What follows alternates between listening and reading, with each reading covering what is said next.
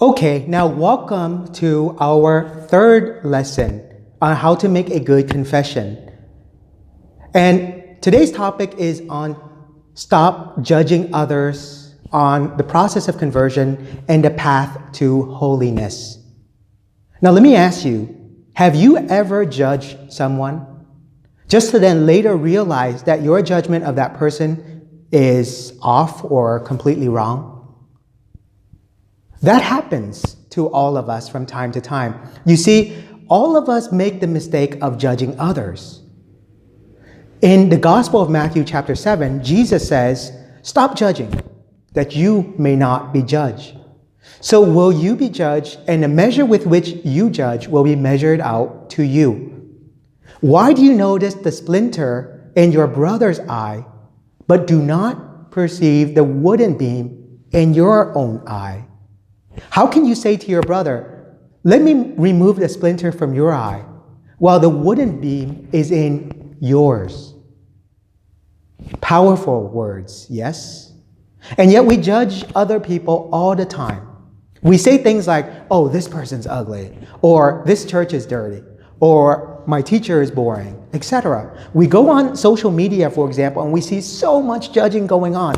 Judging, all these negative comments. And maybe sometimes we're so afraid of social media, we have to post like the best picture of ourselves, for example, or otherwise we're so afraid of other people judging us that we don't do anything at all. Maybe we want to just go away, right? For fear of other people judging us. But Jesus says very clearly, stop judging. Stop judging, and because at times we can make the mistake. The one who can judge is God himself. We let God judge. And instead of judging, we can ask the question, well, how can I love this person? How can I show this person charity, right? That's the better approach. Let me share with you a story I've heard many times. There was a young couple who moved into this particular neighborhood. And in the house next door lived an older couple. Now, the younger couple, the woman would wash the clothes and she would hang him on the clothesline, right? And from the viewpoint of the older couple, especially the woman, she looks out her window, she sees the clothes and she says, "Oh, these clothes are dirty.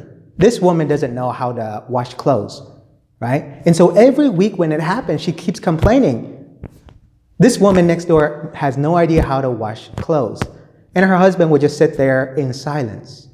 Until finally one day, she looked out and she saw a clean set of laundry, right? Clothes on the line. And she says, finally, she learned how to wash her clothes. I wonder what happened. And her husband, sitting right next to her, turned to her and says, "Honey, this morning I cleaned out the windows." That's how she's able to see the clean clothes on the clean laundry on the clothesline, right? So oftentimes, from our own viewpoint, we see certain things and we make that judgment. Like Jesus says, we have that wooden beam in our eyes, but we see the splinter in our brother's eyes and we say, well, let me go ahead and remove that. So Jesus says, stop judging, right? Stop judging. Now, as humans, we make that mistake all the time. Especially, the biggest challenge is we compare ourselves with others, right? Don't do that. Always practice love and charity.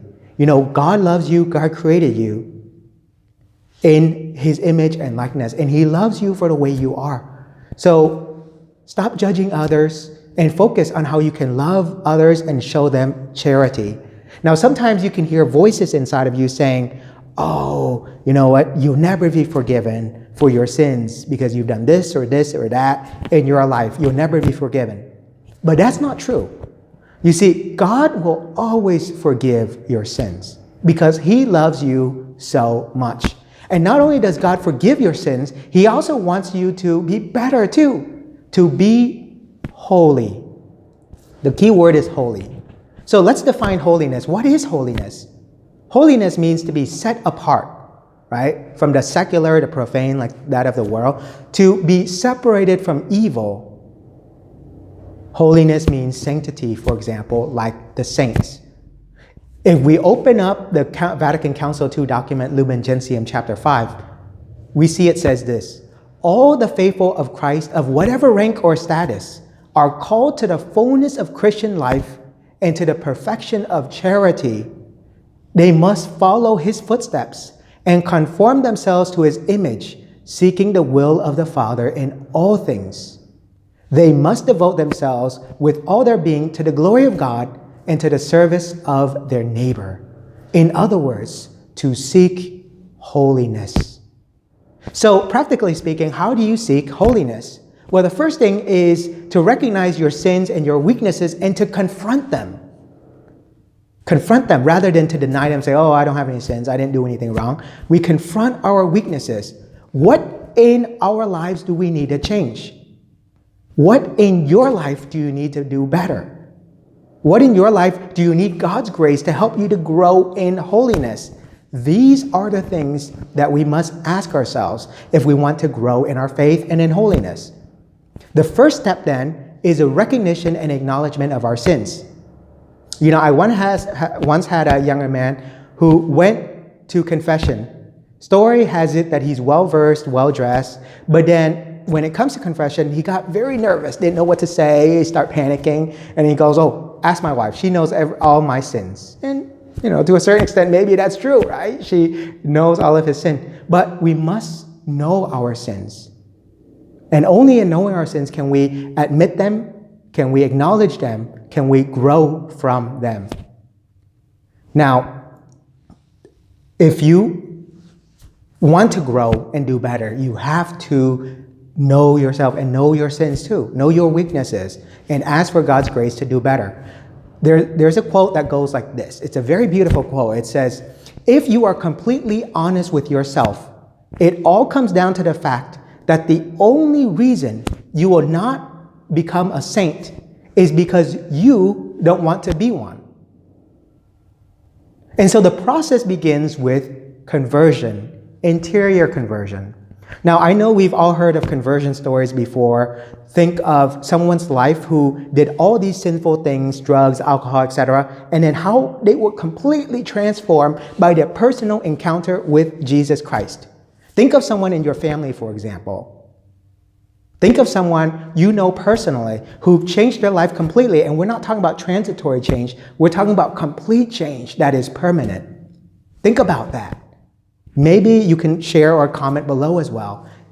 Maybe you have a personal conversion story you can share with others as well. You see, there are moments in our lives, like an inflection point, where we completely let go of our sins and we turn to God. Transformation and conversion. Let me give you a perfect example of all of this. It's a conversion story you guys all have heard of. It's found in the Bible. It's called a conversion story of St. Paul the Apostle. Now, think about St. Paul. Before he was Saul, right? He was training to be a Pharisee, and his job or his role, what he wanted to do, was round up Christians and persecute them, turn them into the authorities, right? And he kept doing that, and we was very happy with it. Until one day when he was going from Jerusalem to Damascus, he experienced a conversion. From the sky, lightning came down, and he heard the voice of Jesus, and he encountered the risen Christ. Here's the most beautiful thing about the conversion story of St. Paul. His personal encounter with Jesus, St. Paul and Jesus, completely transformed him. From a person who went around persecuting Christians to someone who went about and preached Jesus Christ risen. Preached the good news. Even with persecution he experienced from others. He kept preaching that truth until the very end. That's an example of conversion. A complete change of life, and his seeking holiness, after what he's done, etc. Right? God doesn't judge our past. He gives us a moment to transform, to change in our present, which then affects our future. And St. Paul's conversion story is a beautiful example of that. He's completely transformed, and he gave everything, his whole life, for Christ. And if we read the epistles, what he wrote down, he continually talked about that, how unworthy he is, how his personal encounter with Jesus Christ changed him. And let me tell you, your personal encounter with Jesus Christ will change you as well. If you go to Christ, if you go with your weaknesses, with your sorrows, with your suffering, he will change you. Not right away, like instantaneous, like in our world we think of today, but he will change you slowly. And you will experience conversion in your life. It's never late. It's never late to have that experience of conversion. We should not allow a busy life, no matter how important our work is, etc., no matter how important our personal relationship with others, our activities, or things are, we should always spend the time in prayer with the Lord Jesus. Because our personal relationship with Christ will change us. Our personal encounter with Jesus will change us. And this sacrament of reconciliation, we enter into that relationship with Christ. Remember, sin separates us, right? When we go into confession, it unites us back. Our personal encounter with Christ will change our lives. Now, experiencing the moment of true conversion will change your life. Kind of like an inflection point, I've mentioned, right? A complete turn around. We're not talking about like a change that 1 week later you're back to your old self, or 2 weeks later, etc. But we're talking about a complete permanent change. That's what conversion is about. And when we speak of conversion, we have to speak of the third thing, and that's called God's grace. Now, I can go much deeper into grace, but I want to keep it on a surface level. God's grace will help you to be holy. You see, St. Paul emphasized all the time, he is who he is because of God's grace. He says, I am who I am, what I am because of God's grace. And that's true. God comes knocking at the doors of your very heart, at the doors of your very life. Are you willing to accept God's grace so that he can change you and transform you? Seek holiness. And if you want examples, look to the saints. Any saint. Saint Mother Teresa, John Paul II, down to Saint Francis of Assisi, for example, Saint Dominic, etc. Look to the saints because they point us to sanctity. They point us to holiness. Think about the time when you received the sacrament of confirmation or baptism. Maybe if you're older and you didn't receive baptism as an infant, right? Why did you choose that saint in particular? Perhaps because that saint will help you to become holy, to grow in holiness. So look to the saints as an example and to know that God's grace will transform you, to know and to truly believe that. It begins too with the sacrament of reconciliation. I want to leave you with this quote. It comes from Mother Teresa of Calcutta. She says, "We must have a real living determination to reach holiness. It means I will strip my heart of created things. I will live in poverty and detachment. I will renounce my will, my inclinations, and fancies, and to make myself a willing servant of God. To be detached from all the external things and to focus on God alone." Now, I left some resources down below, right? That PDF document that helps you to prepare your sacrament of reconciliation. And so remember these 3 steps.